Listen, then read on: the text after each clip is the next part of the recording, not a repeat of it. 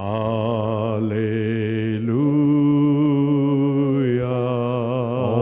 Om Mani Padme. Om.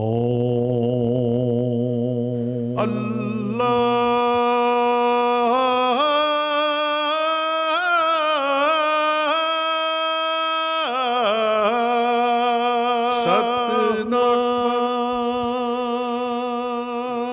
Hello and welcome to Harmony in Diversity, a program that endeavours to encourage harmony and diversity across the wide range of faiths and beliefs here in Victoria, by showcasing individuals and groups involved in interfaith and multi-faith activities. In today's program, we continue with our look at the Victorian Interfaith Networks Conference. The feedback from the conference, both the verbal feedback and the feedback we received in writing, was very positive. We had provided evaluation sheets, conference evaluation forms, and asked everybody who was present to complete those, and a large number of people did. We had about 150 people at the conference, and a large number of those people provided feedback, and the feedback was all particularly positive, and covered a range of aspects.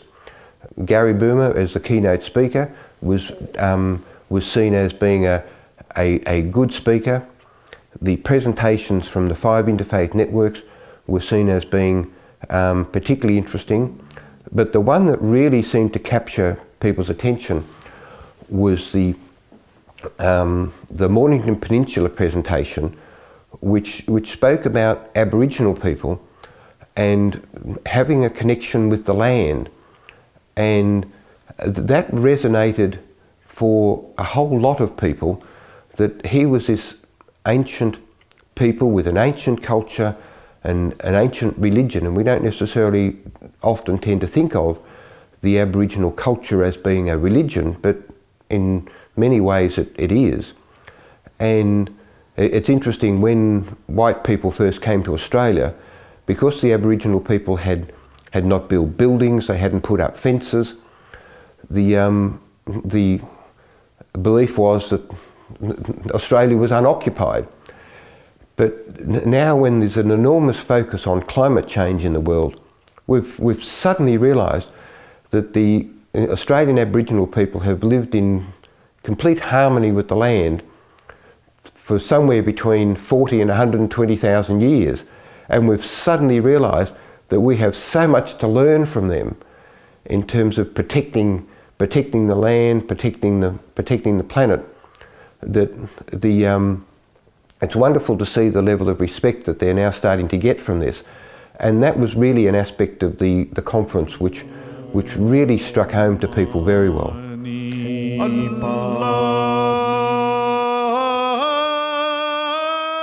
We're speaking with Rabbi Jonathan Karen Black, who's an office bearer of the Green Faith Australia. And we're at the Victorian Interfaith Network Conference in St Kilda. And I'd like to ask you, Rabbi, about why are you here? Why do you come to attend a conference like this? Oh, well, I'm here because I'm really excited about interfaith development. It's going on in Victoria.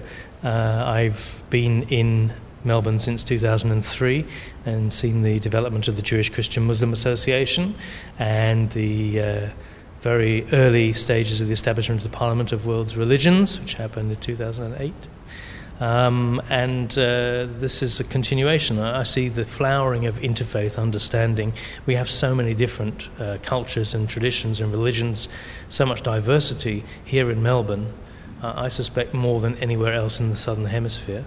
And it's a terrible tragedy and a potential problem if people live in their own little segregated areas and don't meet and don't share and don't get to know each other and open their minds to the diversity that's modern society in Melbourne. What does your faith mean to you in this context? My faith is a framework for life, for me, and as you said, I'm a rabbi, so I'm clearly I'm Jewish, but I'm a progressive rabbi. I'm part of the progressive movement of Judaism, which actually the synagogue body that we belong to is the largest synagogue body in the world. So progressive Jews represent the majority of the world's Jews. And what progressive Judaism means is taking Judaism and understanding it as a developing tradition, so that with our expertise, our understanding of science and archaeology and psychology and technology, we can seek to understand what God wants of us better than people in the past. We would say that in terms of we stand on the shoulders of the giants of the past. But even though they're giants and we are tiny, we can still see further because we build on the expertise that they've put together through 4,000 years of Jewish tradition. So I believe that we have a framework for modern life and to live in this world today and to look forward to a future which is sustainable, which we hand on responsibly to children and the future generations that we'll never know. And therefore, clearly, environment is a crucial issue for us today, as Judaism sets us up as caretakers of God's world.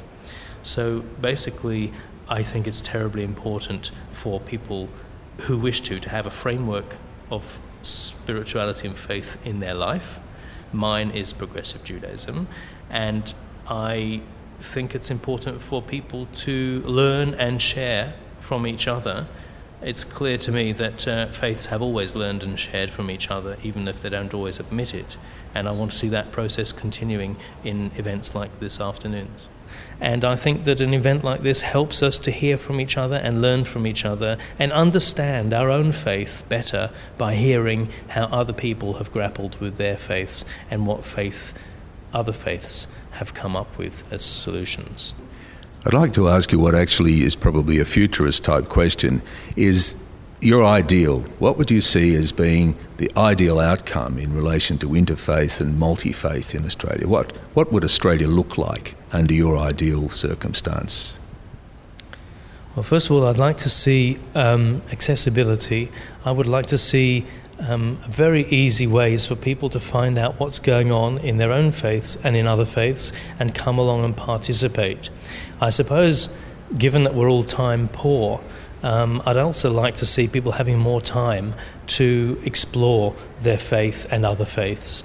And I suppose that really means that it should be a higher priority for people to value their faith, to seek to understand more their own faith, and to bring in other faith understandings and meet other people of other cultures and faiths to help to enhance their lives and those of their community and the communities around them.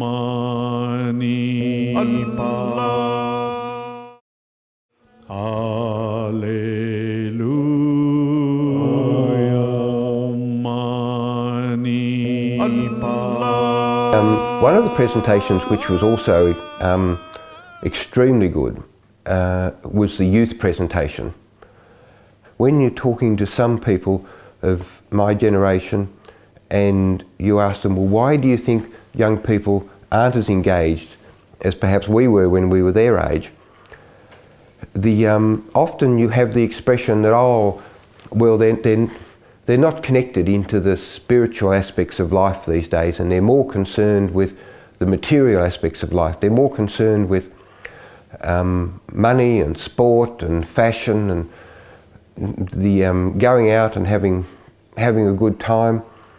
And I think young people enjoy doing those things, but I don't think they enjoy doing those things to the complete exclusion of spirituality.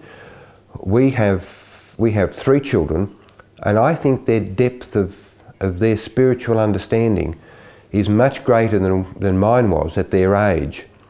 And I think they're really looking for a spiritual aspect in life which will take them to the next step. And I think they see in interfaith dialogue, I think the fact that people are now coming together to talk to one another in an environment of decency and respect for other people as being what they think faith should be about. My name's Nigel Hayward, and this is arranged by an organisation called Interaction, and it's to showcase some of the amazing things and experiences that young people have had through interfaith and sharing what they believe and working together.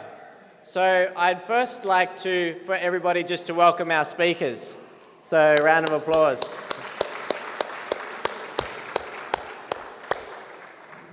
And behind every organisation there's always two good-looking people.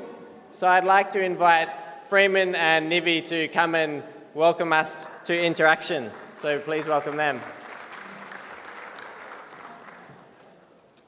So I was here today helping organise the Victorian Interfaith Youth Forum, and that's part of my role with Interaction. I coordinate one of our projects, which is our training program, and Interaction is a network of young people from different religious traditions who are brought together to embody the values in their faith traditions and non-faith traditions as well, in the compassionate service of others. And so we seek to do interfaith through action. It's dialogue, but it's a dialogue of doing. So, for example, on projects like our Fast Supper project, we give a hot meal to those in need, and during the process of doing that service, the volunteers who come from all different faith traditions meet one another, connect with one another, build friendships and relationships. So the principle behind Interaction is just that through embodying the values of our tradition and enacting them, we can build greater interfaith cooperation and connectedness. Now, we organised this forum because we saw a real need for all young people to come together and hear the stories, the really inspiring stories of interfaith cooperation. And there are some really special young people out there who have a really amazing story to tell. And we feel like it's our role as a movement-building organisation, as a group of young people who want to see interfaith flourish amongst youth, that we organise gatherings like this in order to highlight sort of the amazing work that's out there. My name is Jason, and I'm a secular humanist. I noticed as on my way in that the humanist logo wasn't on one of these little flags, and I think that kind of speaks to the fact that atheists or humanists or non-religious people don't really get involved in interfaith dialogues very much. And really, IACT was the first experience I've ever had getting involved in an interfaith dialogue. And what IACT was workshops put on by Interaction for young people, for young leaders, to provide them with training and advice and coaching on how to affect change in the community in a sort of interfaith environment. As I said, I identify as a secular humanist. I am an atheist in the sense of the word, but I like to define myself by what I believe in as opposed to what I don't believe in. Two really great things that I learned through the IACT workshop. One of them was an activity where we had to go around the group and pick 3 key values that we felt that were essential in our lives or in our faiths. And I've really learned from that the values like love and compassion and honesty and truth, these are universal values, and they transcend all religions as well as non-religious worldviews. Secondly, as I mentioned, we started the day without doing proper interactions into people's faith backgrounds, and that was so beneficial because what it enabled us to do was to learn about each other's stories and where we come from in our journeys without actually having any stereotypes put in there by hearing actually where you come from, whether you're a Muslim or whether you're a Muslim or a Christian or a Buddhist or Jewish. And so it was a very rewarding experience, and I'm hoping in the future to get more secular humanists along to get involved so we can start working together to make a difference in the community. Thank you. I think the epiphany I had a few weeks ago when I was at this regional interfaith conference in Malaysia, they had people of all these different backgrounds. We had Indigenous spiritualists, we had people from the organised faith traditions, and when we were in this room together, I just realised that what faith really is about connection. So whether we call it religion or we call it spirituality or we call it secular humanism, it's something that connects us to something deeper. And for me, my tradition is really about connection. It's about connecting to a sense of purpose. It's about connecting to individuals. It's about connecting to something greater than myself. And in terms of interfaith, I was struggling to explain to people who don't come from I guess what we call a recognised or organised tradition, what interfaith was really all about and how it was actually relevant to everyone, regardless of whether you came from a particular tradition or not. And interfaith for me is really about interconnectedness, and how do we all relate to one another as beings, as human beings, and with the planet we live on, and how do we derive a sense of purpose and togetherness through that connection. So my tradition is known as Hinduism. It's probably a bit of a misnomer. It's known as also Sanatana Dharma, and it's just really about, I guess if I were to summarise it in one sentence, it would be many paths, one destination. So interfaith, interconnectedness is very much a part of my tradition.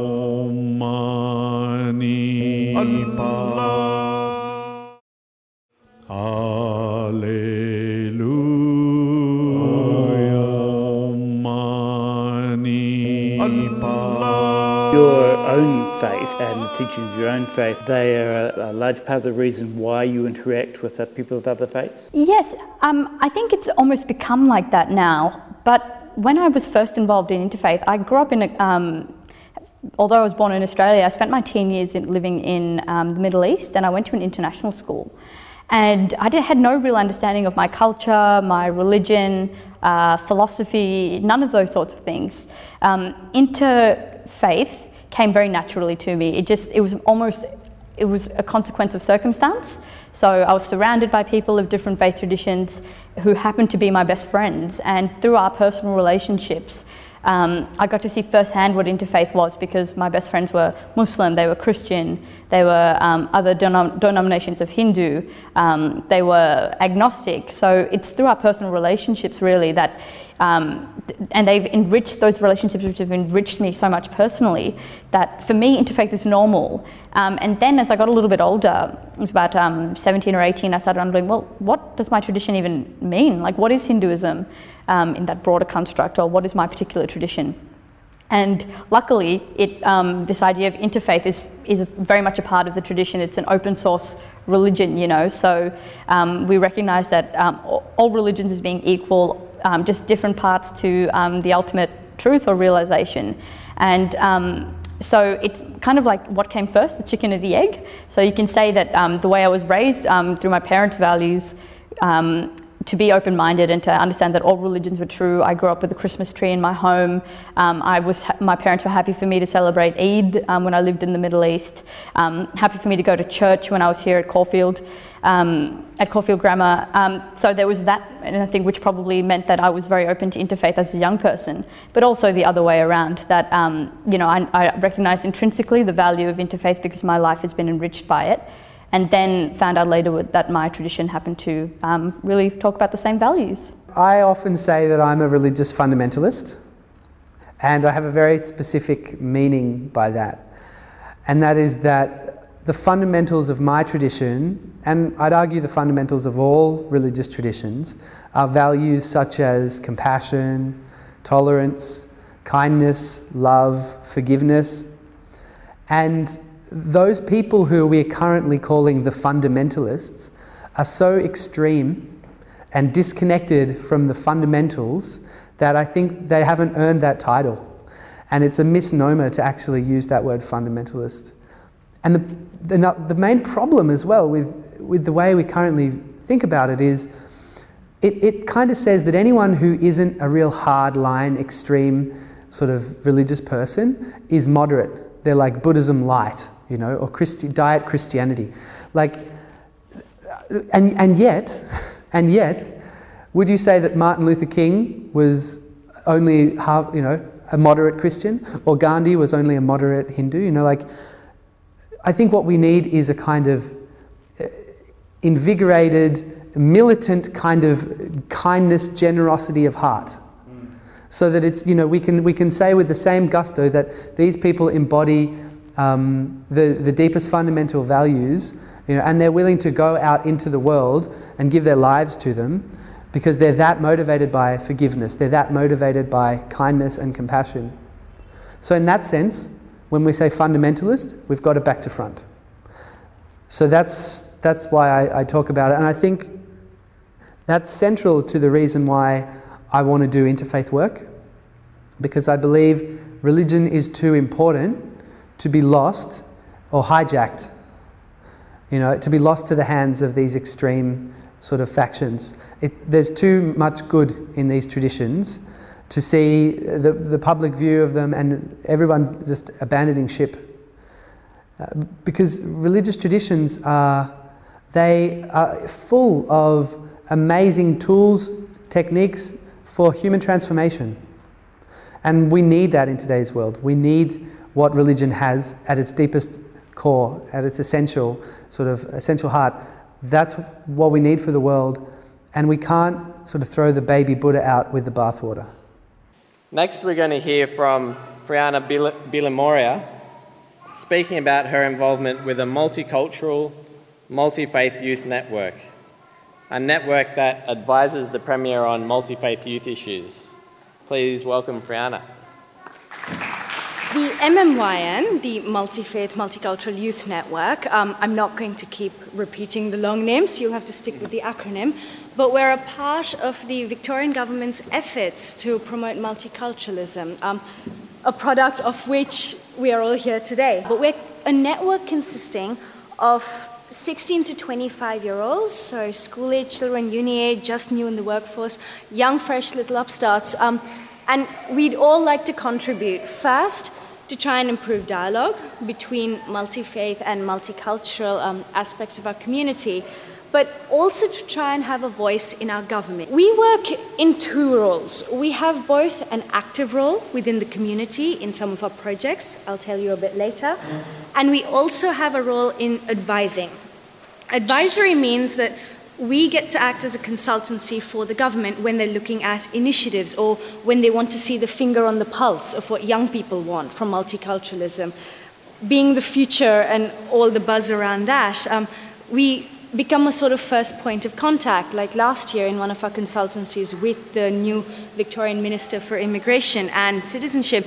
It was really interesting to get a historical context of where we were in the past, but I think it's our role as youth to inform the government of where we want to go in the future. And so really this is what we do. It's a way for young people to have a voice in a forum that is not normally receptive to the youth and informal, our government. And I find it's quite empowering. And because of that, or part of our involvement with other projects, we've gone and done quite a bit of outreach in our own organizations and in the community, like Nivi belongs to the MMYN as well. Some of the activities that we do, like the projects, involve things like media and communication to try and improve the perception of some community groups and the reporting within the media, because it's so important how multiculturalism is perceived.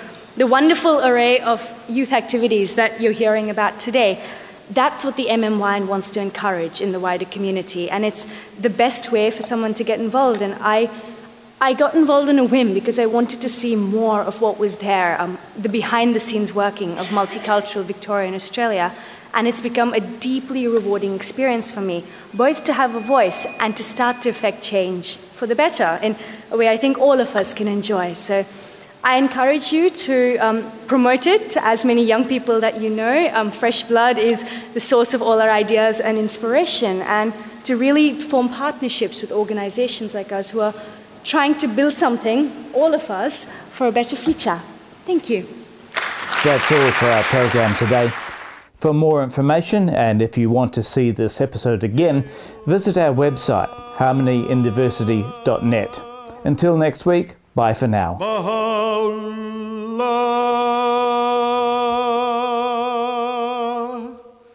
Shanti Om.